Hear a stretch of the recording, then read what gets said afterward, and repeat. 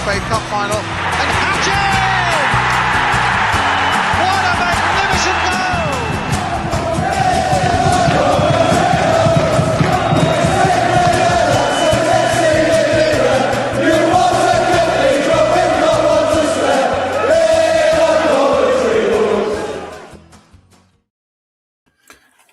Good evening, everyone, and welcome to another live All Things Sky Blue YouTube show with me, Mark Smith. We're also live, well, not live, but we'll be out on podcasts the next day or two. Our podcast or YouTube show is sponsored by Right Steel Fabrications for all your fabrication needs across Coventry and the Warwickshire area. We're also partnered with The Anecdote and Sky Blue Tavern, Dylan's Brewery. We're also part of the Sports Social Network as well on our podcast channels. And we're also sponsored by Sky and Friends Dog Walking Services. So tonight's show, we're talking about reviewing the great, fantastic 2-1 win against Millwall on Tuesday night last week. And then we'll talk a bit about the loan watch that our guest will talk about, which I'll introduce shortly. And also talk about potential transfers and also have a look at Norwich City tomorrow night. So without further ado, I'm going to bring in my guest tonight, which is Cameron. Cameron, good evening. How are we doing? Yeah, good evening, mate. I'm not too bad, thank you. How are you doing? Yeah, not bad, not bad. What's your overall... Before we go to sort of review the Millwall game, let's look at the games that have happened over the weekend already. I guess the results that would affect us most would have been the Middlesbrough winning against Preston. I think it was 4-0. And Ipswich losing 3-1 to Sheffield United. So I think going into that game, are you happy with those results overall? I mean, obviously, it could have been better with Middlesbrough not slipping up, but overall, it's not too bad, is it? Yeah, it's not too bad. I think with Middlesbrough, they're playing at a Preston side who, as well as I think they've really done under Heckingbottom, it's going to be hard for them to maintain that, and it looks like maybe they are running out of steam. And to Middlesbrough's credit, they've had a lot of tight football matches where they've really had to work hard to get those wins. So to the credit, they did that, and then they make a statement win like that. So they're definitely showing Coventry and Ipswich that they're not quite done yet, and they're still very much in this fight. As for Sheffield United, Ipswich, it really is a case of which Sheffield United turns up. When they turn up, they can beat anybody, and fortunately they did turn up. Ipswich, obviously, they've been imperious at home, but away from home they've been a bit inconsistent, and that showed again. That showed again at the weekend. So a huge win for Sheffield United as they continue their steady progress up the table, as Ipswich suffer a rare defeat. So I think that went well as it could. I also want to point out Millwall, because I know we're going to get to them. Yeah, they bounced back superbly. 4-0 win over a well-organised Charlton team. Femi Aziz again working his magic. Again, I'll get to him because he's so good. So Millwall just confirming that they're not out of this fight just yet. And the same goes for Hull City with their win over Swansea. Yeah, no, Hull City are doing well as well. What was I going to say? It was good to see. I've always loved Callum O'Hare. It's good to see him back in the goals. I'll say that sarcastically, but it was good that he helped us do us a favour, and I think Gus Hamer provided a couple of assists as well. Yeah, that's right. To be fair, despite the inconsistencies of Sheffield United and their struggles, O'Hare has definitely been their bright spark in terms of an attacking aspect. Obviously, they've got Michael Cooper in goal, brilliant goalkeeper. Yeah, but Callum O'Hare's credit, he has been absolutely superb this season. So I'm not surprised that he caused Ipswich a lot of problems. Definitely did. Okay, so question for anyone listening, audience-wise, anyone podcasts. Have a think about, and we'll come to this later in the show, have a think about what would be your 11 for tomorrow night's game against Norwich. We'll come to it later, but have a think about that sort of between now and the end of the show, because I'm really interested to see.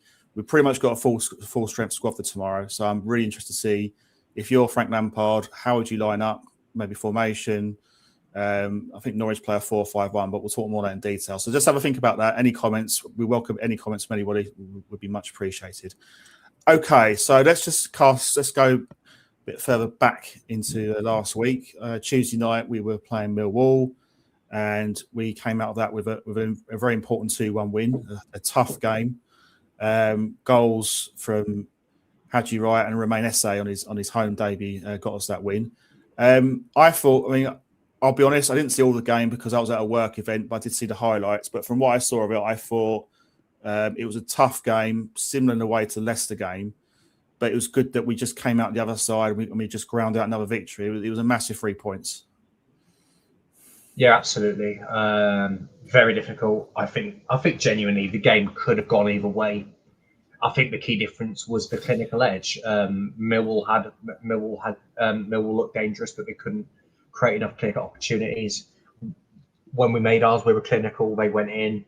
Maybe a bit of luck because it just barely went over for SA, and the goalkeeper's hand for Hadji Wright's goal was a pretty weak hand, but they all count. And Millwall didn't quite have that luck, apart from that cross from Femi Aziz, which Ivanovic finishes brilliantly, by the way.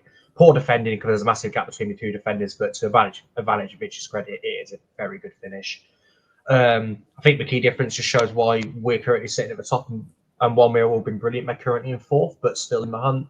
But it's just that clinical edge in those moments. They are what win you titles. So don't always have to be your best, but that's what happens. And although we won the game, I personally gave Femi Aziz man of the match because he was absolutely fantastic on the night. Caused us so many issues. It was very nerve-wracking watching him play, and I can see why he's been so important to Millwall this season. But despite all that, we battled, we gritted our teeth, and we come out the other side as winners. So I'm very happy. Yeah, I think Femi Aziz had a good chance before that Ivanovic's goal as well, where he sort of pulled it wide, which kind of was a warning shot. But I think that's, for me, I don't think the performances have been great in terms of, we haven't had a real solid performance. We haven't had a clean sheet really for a while, not since I think it's Boxing Day in the Swansea win. Is that a concern for you, the fact that we're not keeping clean sheets right at this moment in time? If you look at the games ahead, we're playing a Norwich side tomorrow that are in pretty buoyant mood. They've had 3 straight wins. I mean, what is it? Why is it we're conceding goals quite a lot?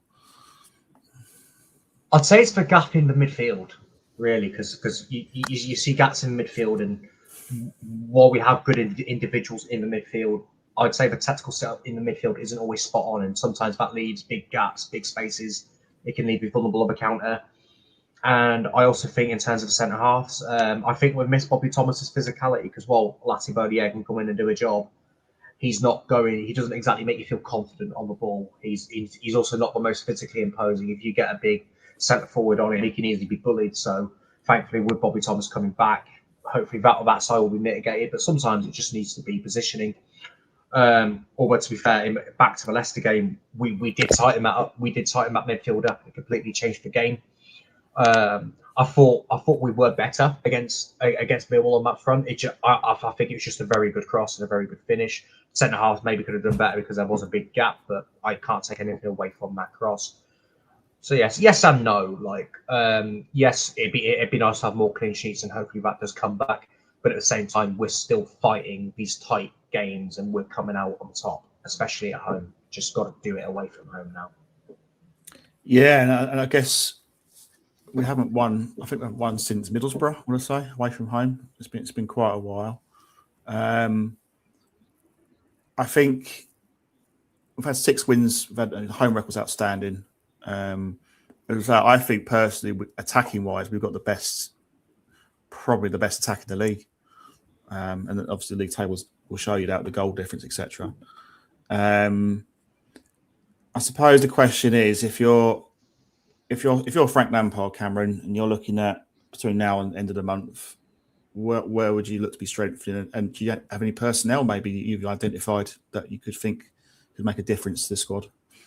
Yes. I think a left back would be nice, but I think that obviously depends if maybe one of Brow or Bidwell goes out the door. If they're still here, I don't think we'll get that left back. But I think a centre midfielder is an absolute necessity.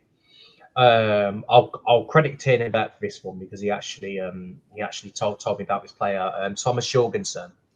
He plays for Viborg in Danish Superligaen, the Danish top flight. He not long left Copenhagen to secure a permanent move to Viborg. He's in his second season. He's got 3 goals and 6 assists in all competitions. He is a box-to-box 20-year-old centre midfielder, but he can also play as a 10 and as a defensive midfield. So he's very versatile in the midfield. His percentiles in terms of attacking and tackling, both are very, very good. He's averaged 3.44 tackles per 90, which is absolutely sensational. His crossing success rate is 22.5%.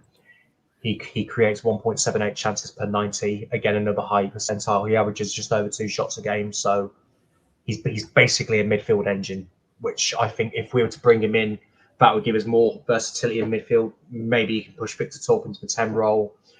So and if Grimes had to be rested for a game, maybe he could do a job covering as a 6. I think just the versatility he brings would be a massive asset. And he's only 20, so the amount of room he would have to grow is amazing.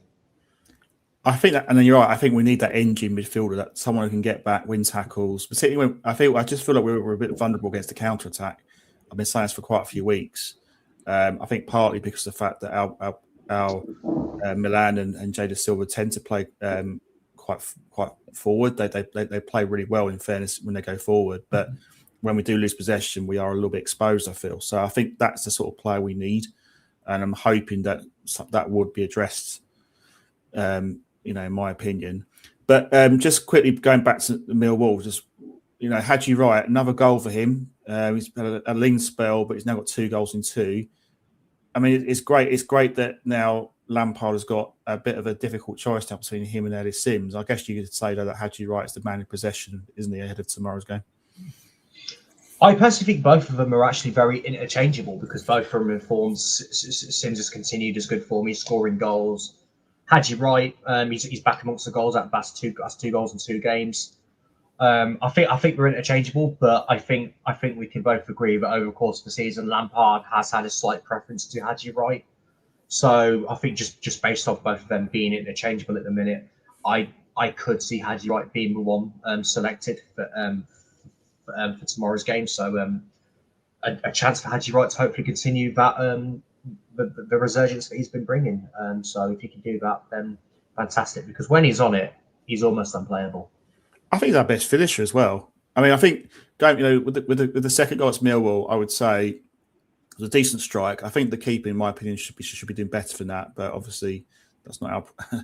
I'm not disappointed about that. But it's good that he's getting his confidence up. So yeah, I think on if both players are on fire, I would say Haji Wright is probably our best finisher at the football club when he's at it. But we just need to see more of that. And he's showing it in the last couple of games. I just want that to continue now. Yes. Let's get some comments from our audience from who are tuning in and watching tonight's show. Thank you for tuning in. Got a comment here from King Carlos GF7XT.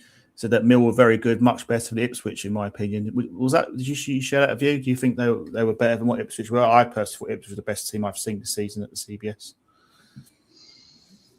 I think much better than Ipswich is a stretch. I think we were poor against Ipswich, absolutely. But I think in terms of talent, I think Ipswich was certainly the best team to come to the CBS this season. I mean, they're the only team that's won here.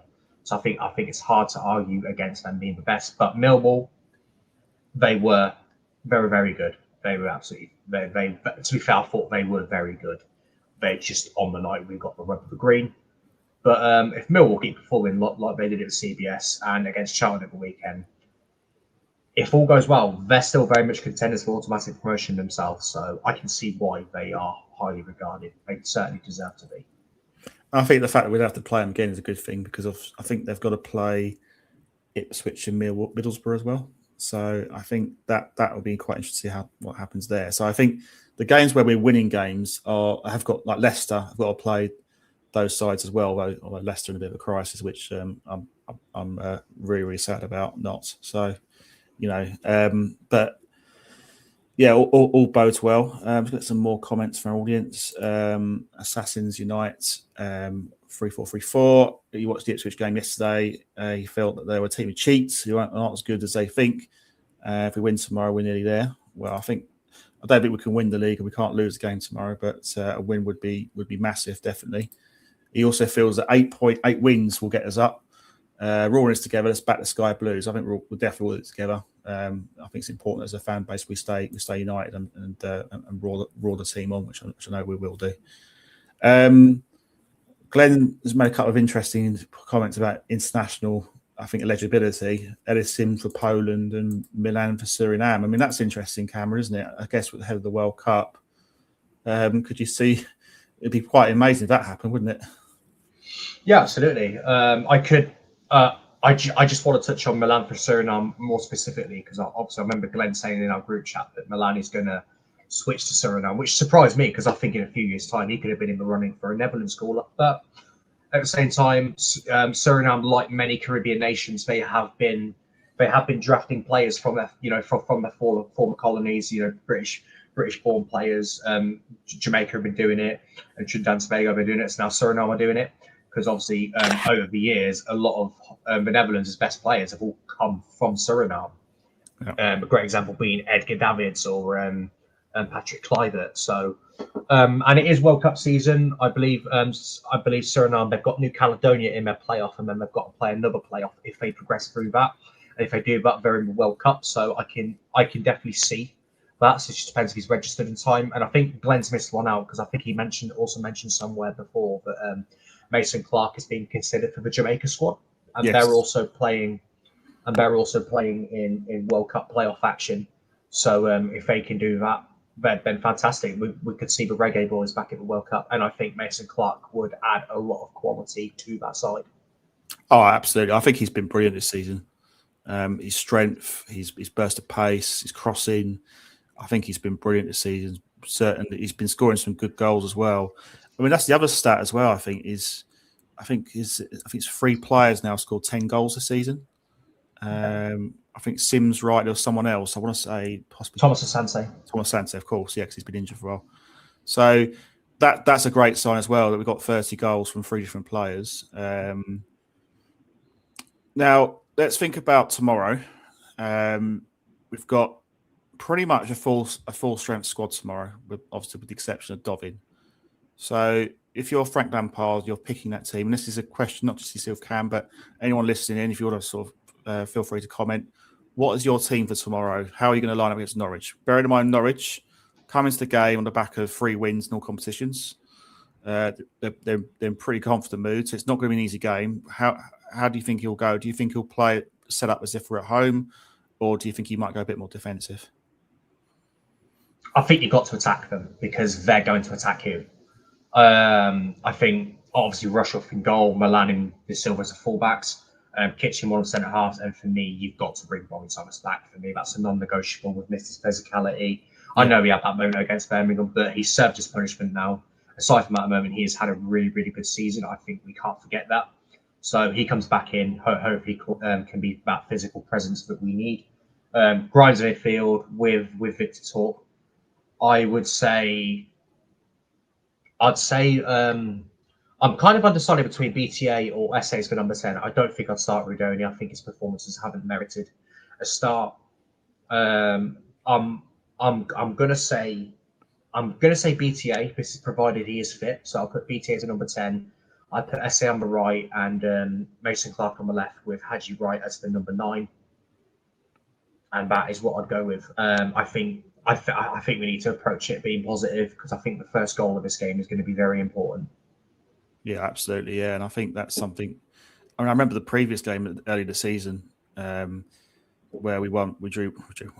Wish we won, but we drew 1-1 in a game where we probably had about enough chance with about 3 games if we didn't score. Are you concerned with the fact that we haven't won at Norwich? We haven't won at Norwich since 2009. So it's been quite a while since we've won. Obviously, they've had seasons where they've been in the Premier League and we haven't.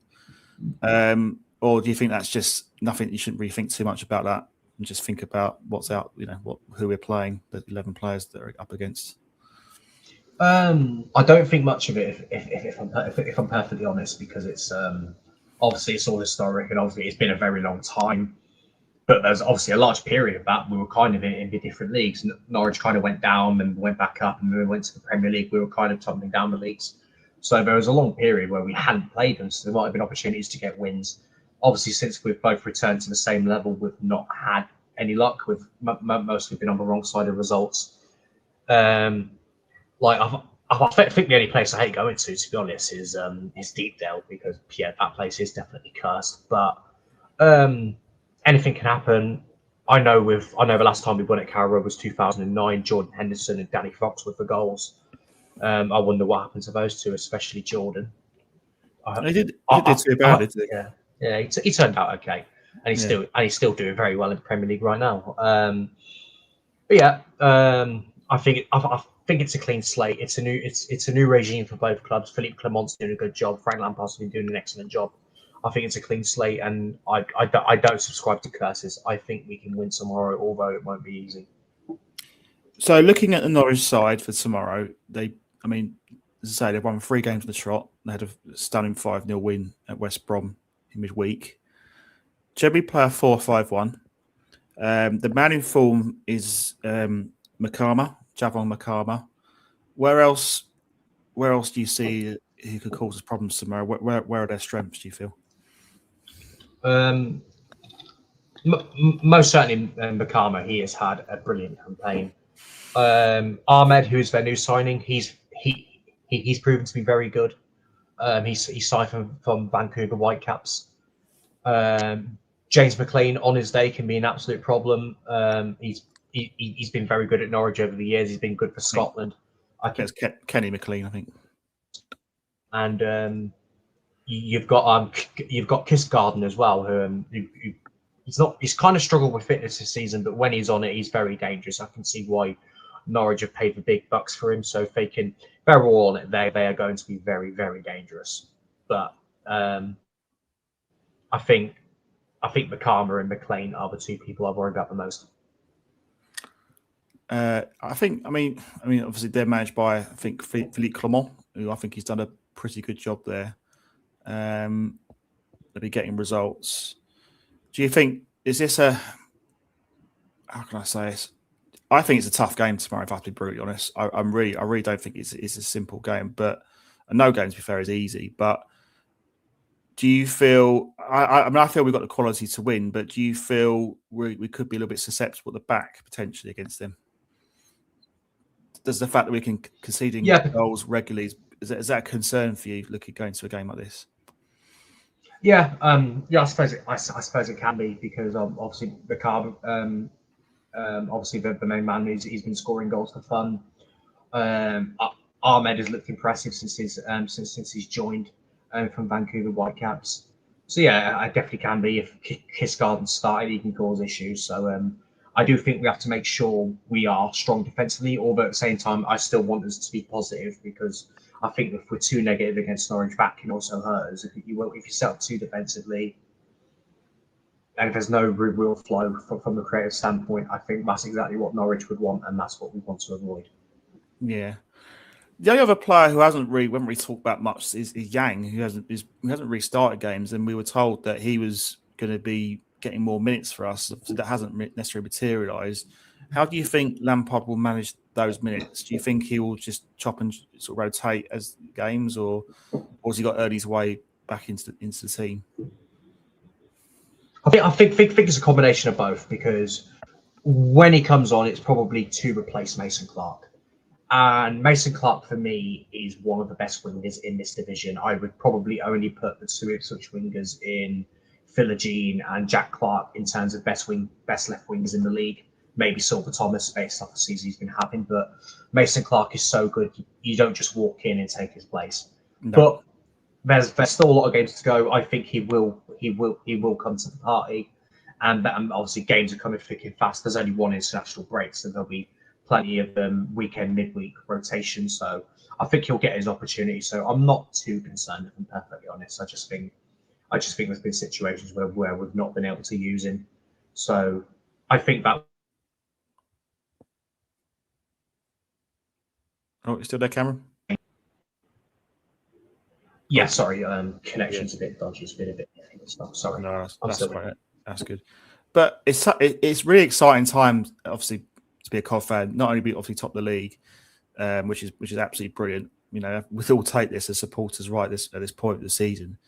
But the attacking talent we've got now, there's 2 loan signs. We look a real. I wouldn't want to fancy playing us with the talent we've got. It looks quality to me. That's my view. Yeah, absolutely. You've got Ellis Sims, who since November has been absolutely fantastic. Even in games where he hasn't scored, he's caused issues. He looks confident. Hadji Wright scored his last two games. He's been a lot more up for the last two games.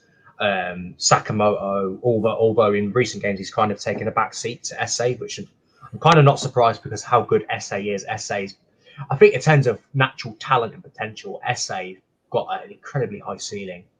But Sakamoto, he's come on and he's caused issues whenever he's come on. SA's looked very impressive, and Yeah. he's still growing, he's still developing, he's still learning, he's still going to make mistakes. We've got to let him make those mistakes, but he's also looked really good. Does So SA the amount of options we have. Carry on. Is SA now? I mean, he's probably. Would you say he's kind of cemented his place ahead of Sakamoto, or do you think Sakamoto might start some game depending on the opposition?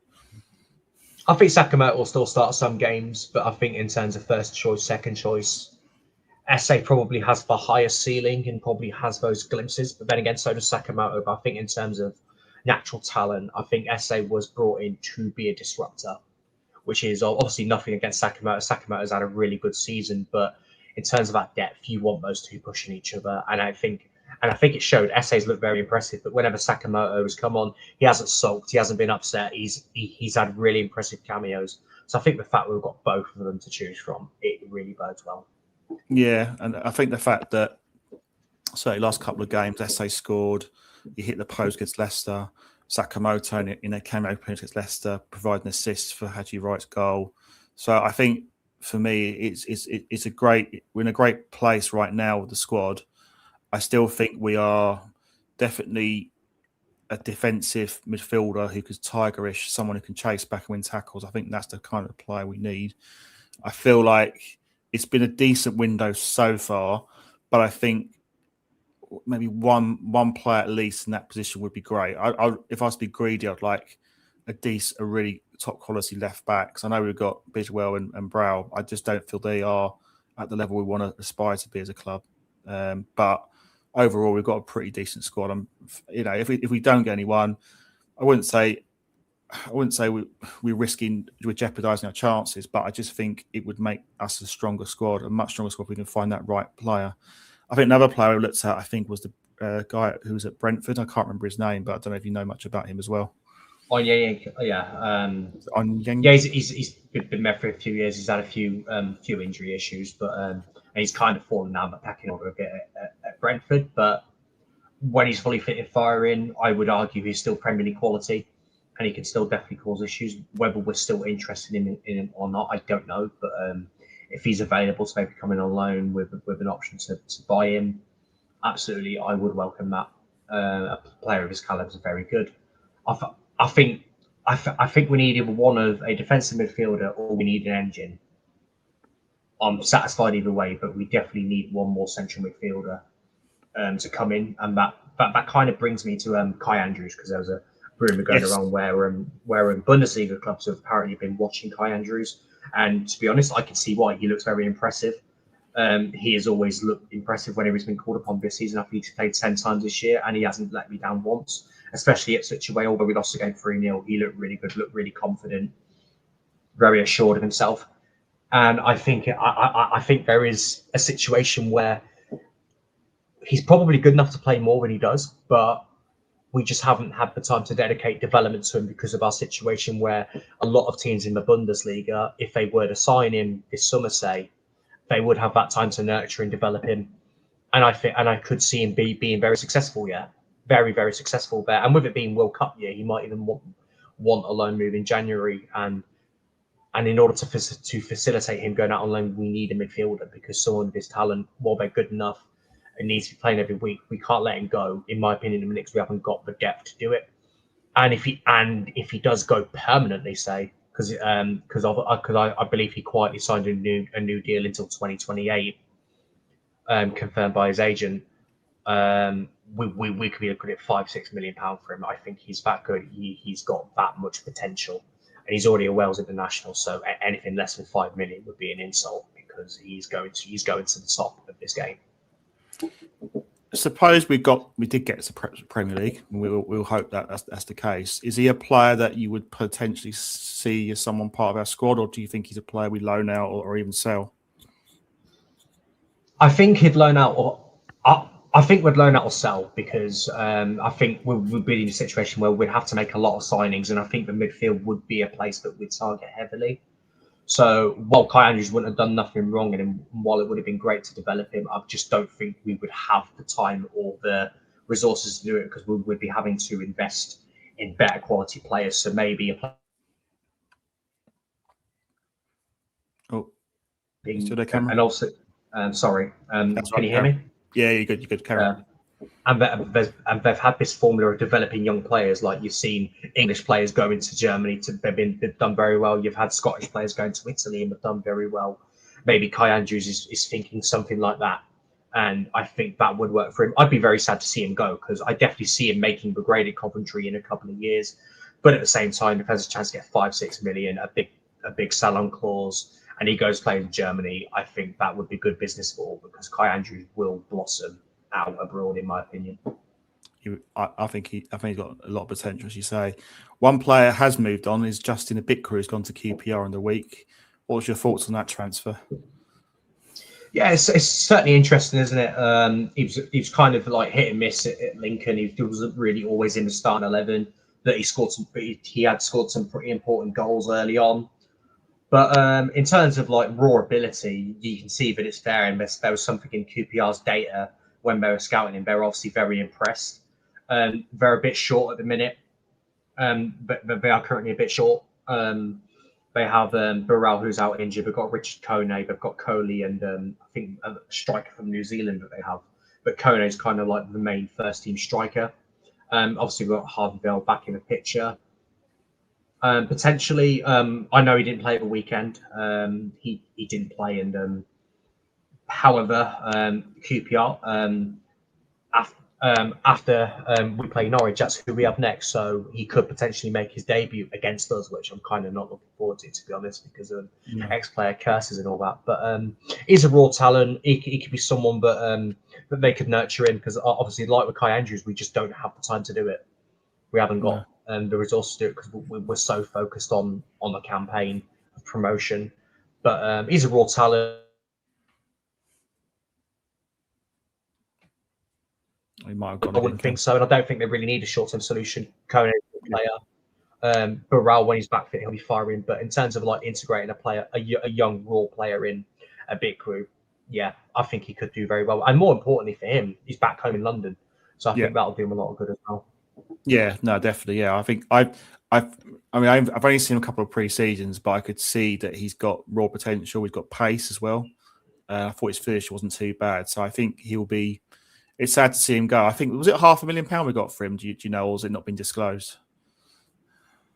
I think the reported fee is about £500,000 plus potential add-ons. So yeah, I can't really complain at that. His contract was up at the end of the summer anyway, so the fact we're getting a fee and with him coming through the academy, it's pure profit. So getting £500,000 rather than it being a free transfer or a short compensation package, and not to mention for him, it's a significant pay increase for him as well, which I think is definitely deserved, which he wouldn't have got here, I don't think. Whereas I think with a pay increase that QPR have given him, maybe they've got bigger plans for him than we've essentially had for him. So honestly, I think it is a good move for all involved. Yeah, well, we'll wish him well, apart from against us after the next weekend. Okay, so let's go on to the players that are still at the club and the loan watch. Yeah. So obviously, firstly, we alluded to Justin Abitker, who's been sold to QPR. Riley Siddle has joined Gloucester City on loan for 1 month, and he made his debut playing the final 7 minutes as Gloucester City beat Tiverton Town 3-1. This puts Gloucester City third in the Southern League Premier Division, which is the 7th tier. David Mantle played the full 90 minutes for Maidenhead United as he makes a step up to the 6th tier look effortless again after an impressive loan at Weymouth previously. Kai played the final 19 minutes for Chesham in the respective fixture. It ended 1-1. Maidenhead sit 9th from National League South as Chesham sit 11th. Harvey Broad played 92 minutes for Dagenham and Redbridge as they fell to a 1-0 defeat against Edinburgh United. Dagenham and Redbridge sit 14th for National League South. Greg Sandford's impressive loan continues at Bedford Town as they defeated Alfredson 2-1. Sandford played the full 90. Bedford sit 16th in the National League North. Callum Perry's excellent start on loan at Rochdale continues as he played 79 minutes in Rochdale's 2-0 win against Truro. This is his first consecutive clean sheet in his first 3 games, and Perry was named man of the match. Rochdale are second in the National League. However, they have 3 games in hand over the current league leaders, York City. Isaac Moore was absent for the third consecutive game as Forest Green were beaten 3-2 by fellow title rival Scunthorpe United. Forest Green sit 6th in the National League. I'm going to assume Isaac Moore is currently out injured because he was a pretty important part of Robbie Savage's squad. So if he is injured, a speedy recovery. Bradley Collins played before night for Burton Albion as they lost 2-1 to Lincoln City in a Thursday night encounter.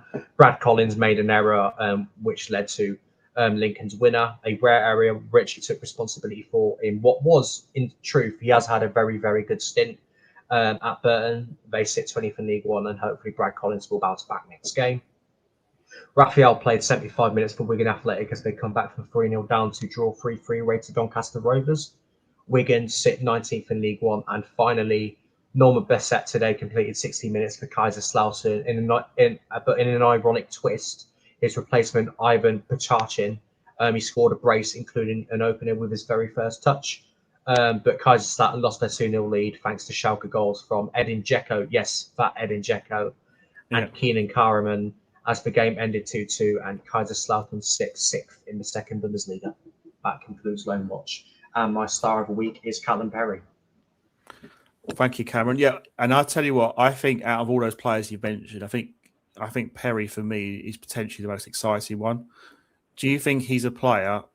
Suppose he has a good season, rest of the season with Rochdale, and they do get promoted back to the Football League. Is he a player that, or is it too early to say? Do you think he might get loaned out again, or do you think he could potentially be good enough to get in the first team? I think he'd be loaned out again, but I think he is at. I think he's absolutely good enough to play at a high level. I think he was already good enough to play in the EFL, but at the same time, I would argue the top of the National League is as good, maybe even a better standard than bottom half League 2. So I think this is a good move for him. Play with a team that is vying for the title, very good defensively. He can learn a lot from experienced defenders. But I think next season, if he continues this good form, there's no reason why a League 1 or a League 2 loan is out of the question. Maybe even a Championship loan, because sometimes that has happened where players, they've had a season in the National League and then they've jumped all the way up to the Championship. Cameron Archer once did it. He had a loan spell at Solihull Moors, then next year he's playing in the Championship and did very well. In terms of ball playing ability, I think Callum Perry was the best ball playing centre half at this club in terms of how good he is with the ball. But his other sides of the game is very good as well, and I think this is going to be a very, very good experience. I definitely see a bright future for Callum Perry. Yeah, well, hopefully he has a great career. Hopefully he will be with us, but if not, I wish him well nonetheless. And it's good to see that players are getting minutes. Obviously, Brad Collins making a mistake is not a surprise to us Coventry fans, but it's kind of encouraging for him that he's had a solid enough season at Burton. So that's the Loan Watch. So thanks for all those details, Cameron.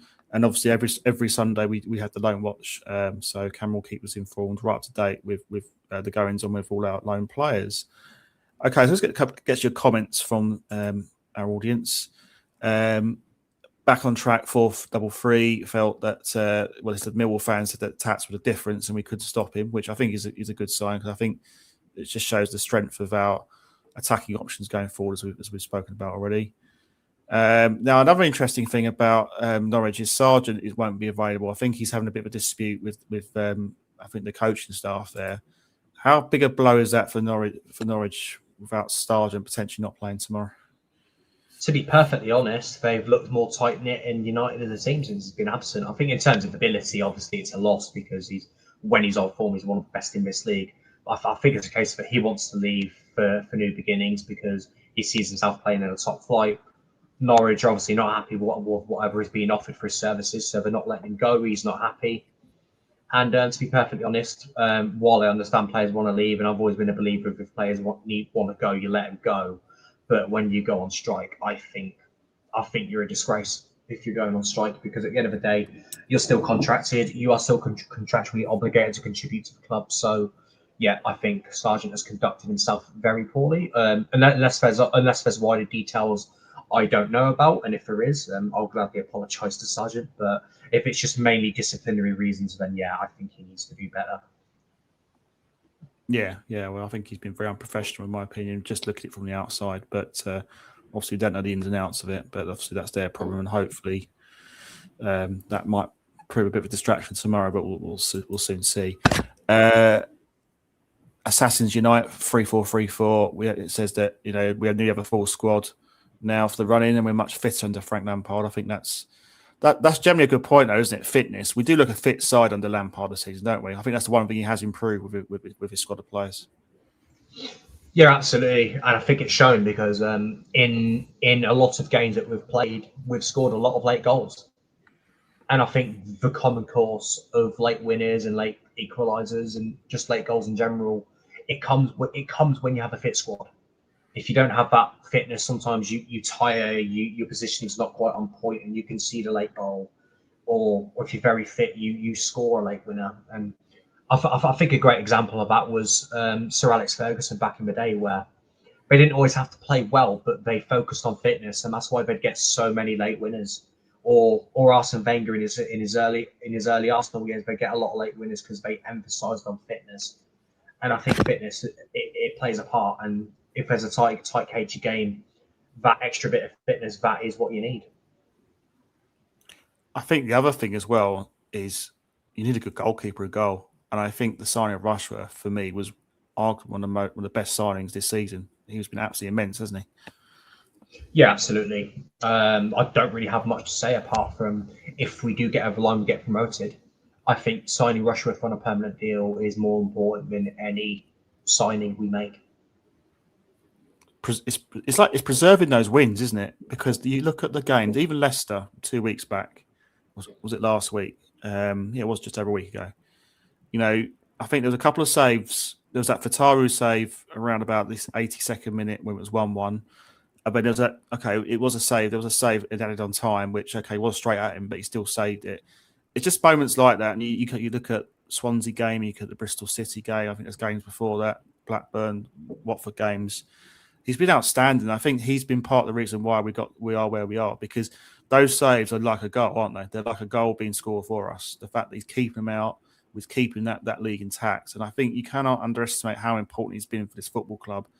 I for one hope massively if we can get to the Premier League that's the first sign we have to make. We have to sign him permanently because every club, if you look at every successful side, you have a good goalkeeper. You have someone who's confident, who can make those big saves and who can win you games. And he's done that and more for me. He's been brilliant. Yeah, absolutely. And I think in a league like the Championship, a goalkeeper can make the difference. Like if you look at Stoke City last season, I thought they had a really, really poor squad, but they had a fantastic goalkeeper in Victor Johansson, one of the best, if not best, goalkeeper in the league. He's won them a lot of points this season in terms of a playoff push. He's won them a lot of points there as well. Michael Cooper for Sheffield United. While I think their squad lacked quality of that Leeds and Burnley side, for a lot of the season they stayed in touch, and that's because of Michael Cooper's brilliant goalkeeping. I think when you have a goalkeeper the level of a Cooper, of a Johansson, and of a Rushworth, and I'll even throw Vitek of Bristol City in that conversation. Yeah, a very good goalkeeper, I would say, is worth an extra 10 to 15 points, and that can really tell him at the end of the season. No. Yeah, no, I absolutely agree. I think that it makes a huge difference. I think without those saves, I don't think we may not even be top. We might be talking about being third or fourth, which will still be good, but to still be top is brilliant. Question from Glenn about areas that he's asking: what areas do you think Ipswich and Middlesbrough are better than we are at the moment, if any? I think going forward, I think we're on a par with, certainly better than Borough, and I think probably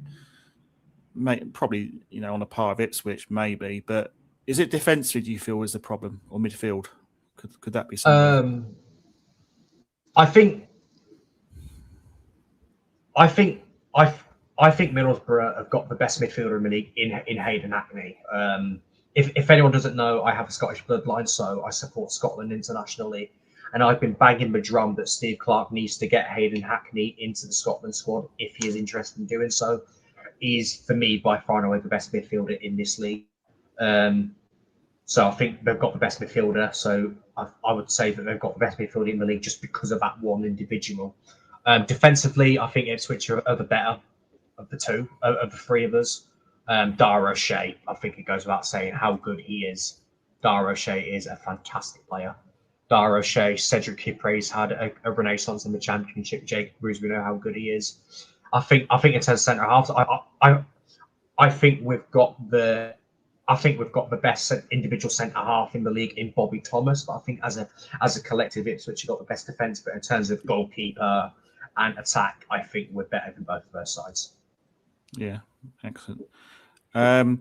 Ben Watkins asked a question about the FA Youth Cup. Did you watch the FA Youth Cup, and has anyone impressed you? I did. I went to the game. It was a very, very difficult day.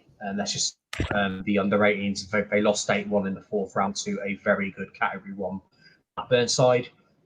I think the scoreline doesn't look good, but I just think Blackburn were just levels above them. It's just sometimes you just have to put your hands up and just say there's not really a lot you can do. In terms of our individuals, George Shepherd, in glimpses, he was able to show how good he is and why his future is so bright. Will Rousson, I was impressed with him in the third round, and I could see him potentially having a future in this game. Success. I can't pronounce his surname for the life of me, but he took his goal very well. After that, Blackburn were just far better, and I don't think they disgraced themselves. I just think Blackburn were just very good. Yeah. Was there any players potentially there who could have a future at the club, do you think, from that team? I mean, it's difficult to say that after an 8-0 drubbing, but is there anyone you've seen maybe early in the season that you think could potentially make it? I'm going to say George Shepherd because obviously 17 years old. He's already been on the bench. He's already been on the bench multiple times. He signed his first professional contract. We definitely have big plans for him. I'm going to say Will Rousson as well because he's been a standout in the under-18 side and he's been playing for Wales under-18 level. So there's definitely something about him. So I think those two for me currently stand out. Okay, a couple more questions, and we'll go to predictions for Norwich. So have a think about it. Everyone's listening, or Cameron will have a think about it as well. Question from Sky Blue Sam 700. He's asking, could Hull, Wrexham or someone else make a run for the top two, or do you think it's more of a close shot between us, Ipswich, Middlesbrough?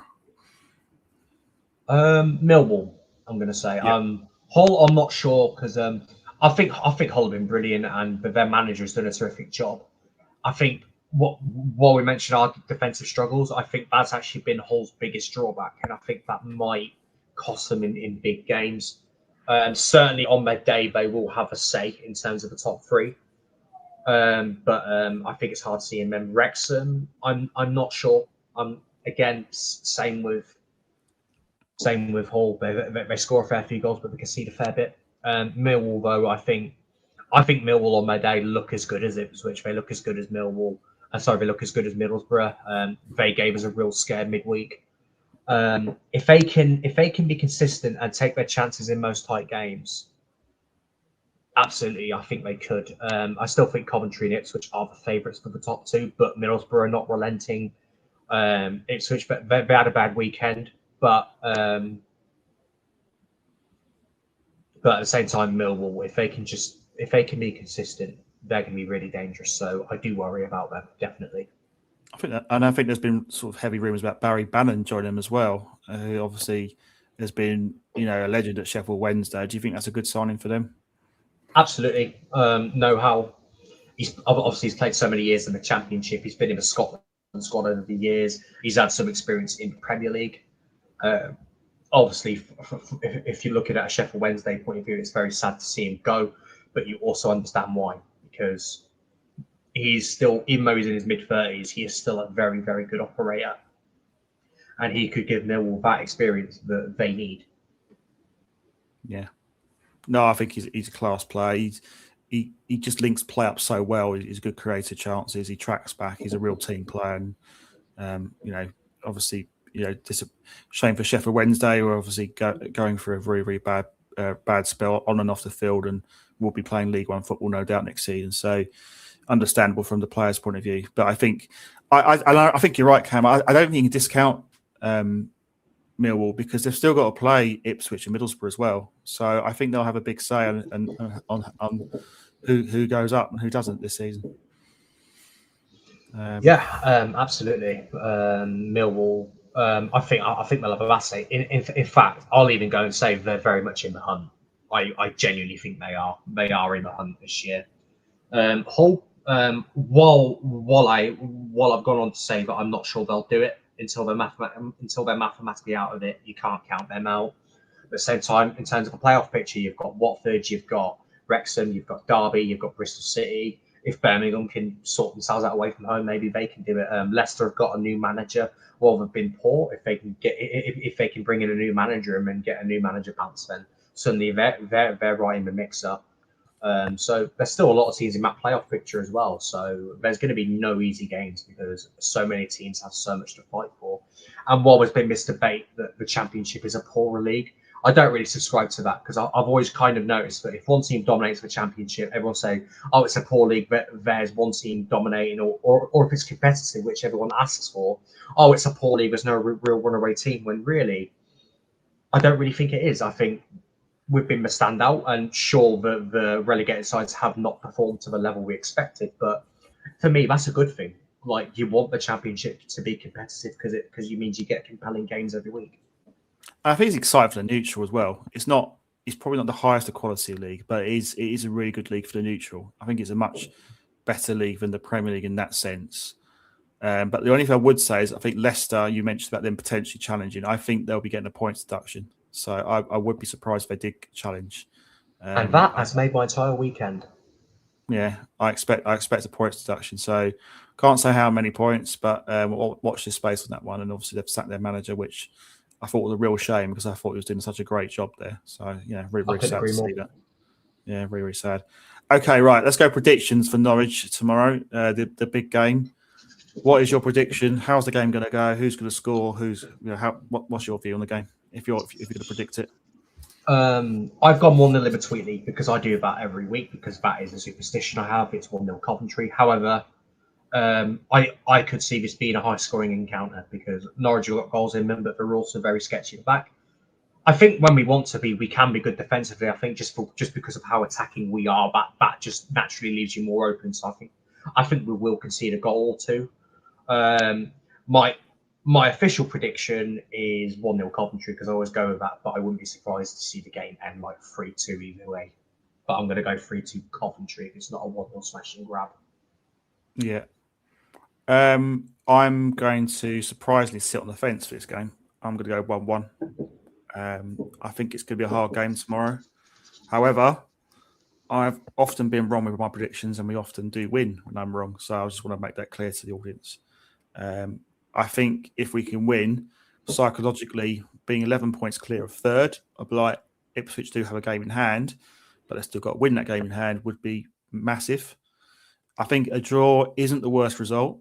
Obviously, we can't win the league tomorrow. We can't lose the league tomorrow either. But I just think we're playing Norwich at a time where they are playing well, and I think they could cause us problems, and that's my concern. So I go 1-1. And I think I'm going to go for Ephraim Mason-Clark score. And if you look at after that, if you look at the next couple of games, you've got QPR. I feel more confident QPR away. They're a bit inconsistent at home. And then Oxford at home, you've got to feel like you should win that. So from the next sort of two away games and the home games at Oxford, how many points do you foresee us getting? I think we're good enough to get 9, but I think 7 minimum is acceptable for me. While I want to win tomorrow because I just don't subscribe to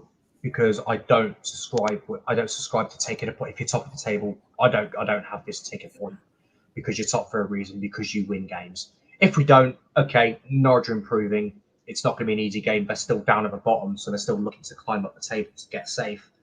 QPR, a good mid-table side, but I expect nothing but a win. And Oxford at home, while they got a massive win against Leicester at the weekend, I'm still expecting nothing less than 3 points there. So at least 7 points for me. Yeah. Okay, well, Cam, thanks for joining tonight. It's been brilliant having you on. And that rounds off tonight's show. We've got a preview show for the QPR match later in the week, so stay tuned for that. Next week, we've also got the reviews show for QPR, and I hope to have a very special guest alongside Cameron. I won't announce it yet, but stay tuned for that. I'll be announcing that. We'll be announcing that on our social media channel. So we've got, a QPR fan coming on who's got experience of top flight. But that's all I'm going to say. But thanks, Cameron, for tonight. As I say, our show is sponsored by Right Steel Fabrication for all your fabrication needs across Coventry and the Warwickshire area. Partnered by The Anecdote and Skyby Tavern, and also we're part of the Sports Social podcast. And last but not least, we are also sponsored by Sky and Friends Dog Walking and Pet Services. So thanks everyone for your comments and listening tonight. Hopefully you enjoyed the show. Please like and subscribe to All Things Sky Blue, and we'll speak to you at some point next week. Good night.